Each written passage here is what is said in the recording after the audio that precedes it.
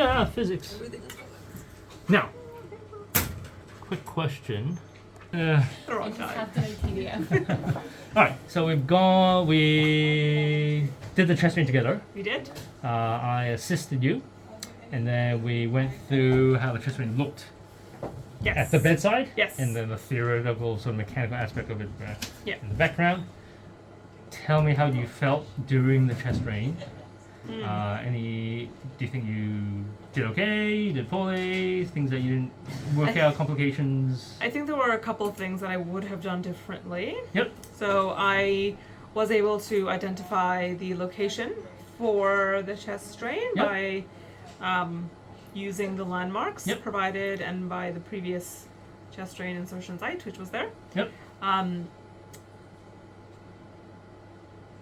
Probably would have used a longer needle for the local, perhaps just to get a bit more pain relief because he was a bit uncomfortable when we were really getting into floor space. Yes. The second thing I think I would have done differently is use the scalpel more effectively. I think that I didn't really cut the skin in the most the best way for the patient, in that it actually made the dilation a bit difficult. That caused a kink in the wire, and then it was a bit more of a struggle to pass the chest drain over the guide wire. So I think that did downstream cause some difficulties. Yep. But overall, because we followed this step by step, and when we ran into a problem, kind of backtracked. Yep. Kind of said, okay, well, let's go back to this and see if this is still working correctly. I think that was a good thing to do. And because I needed some assistance, I did say, okay, I think this is something that I need some help on. And then we were able to kind of troubleshoot things together. Yeah, good. Yeah, so some good things. I think overall this is like your first chest drain insertion. I think that was great. You did well. I think you, first of all, obviously both of us scrubbed up as me as your assistant to troubleshoot anything. You laid down the equipment in a very orderly and sort of step-by-step manner. So I think that was actually good because the first time doing it, you really want to make sure you get all the steps correct. We ran through those steps together, and I think I gave you small tips here and there just right at the beginning on things to make things smoother. You correctly identified the landmarks. In fact, you showed Eva where things were. I think you managed to infiltrate the area well. I do agree, probably a longer needle would have been better.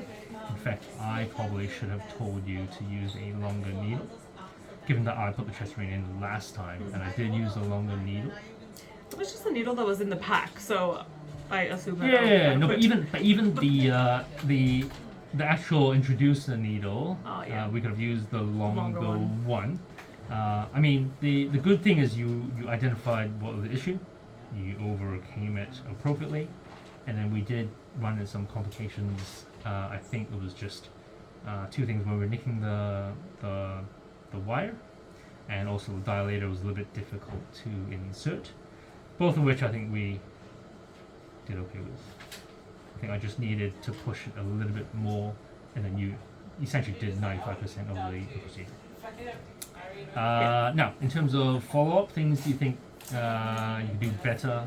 I think it's just more practice with these things. Now that you've done one, you could say next time you've done one, and you could just get some more further supervision. And you do heaps of these in ED. To be honest, you probably do a formal chest drain where you do surgical blunt dissection rather than pigtails. Now, here's a question. What are you doing after the chest drain insertion?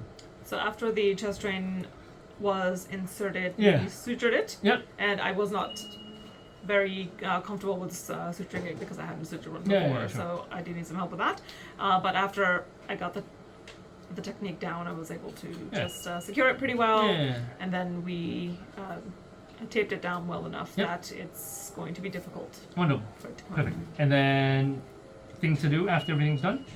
after everything's done, just making sure that that everything that went in has come out, Yep. apart from the actual drain, of course. Yep. And making sure all our sharps are properly disposed of, and making sure that the drape is removed, and getting a chest X-ray. Getting a chest Making X-ray. sure that it's properly positioned. Perfect. Get a chest X-ray, and we'll send out some fluids. Do you know what sort of things we test for? Pleural effusions. Usually LDH protein. Do you specifically test albumin?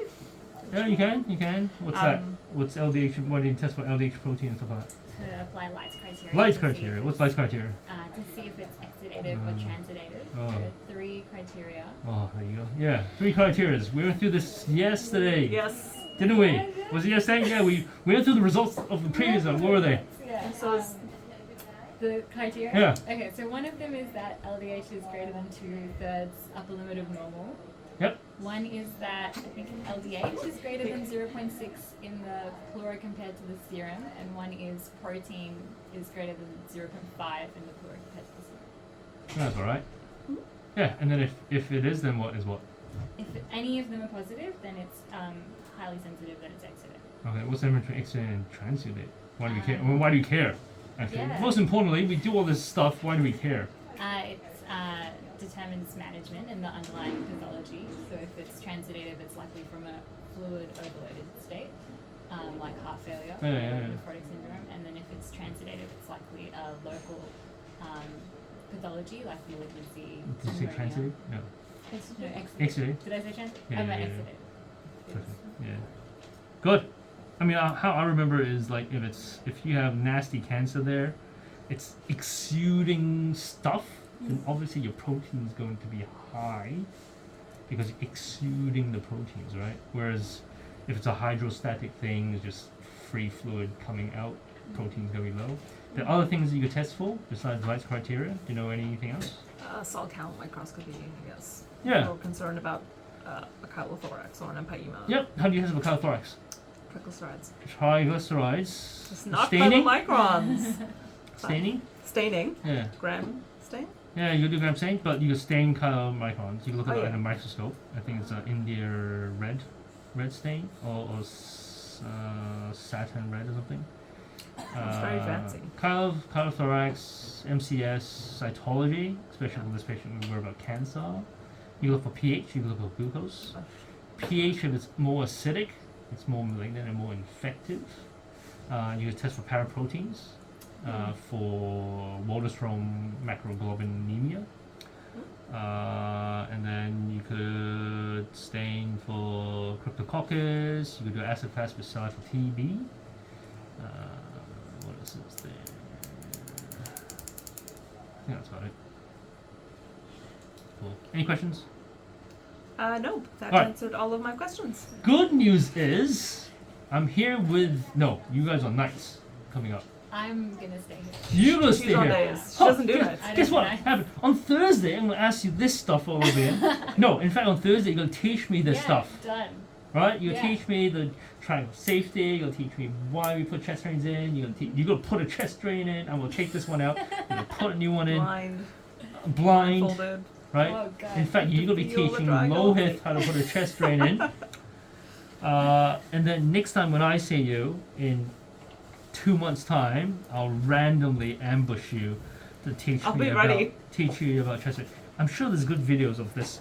It's very difficult to explain it in pictures. It's already better when I draw it out, but it's very difficult to explain something a dynamic thing in a static fashion.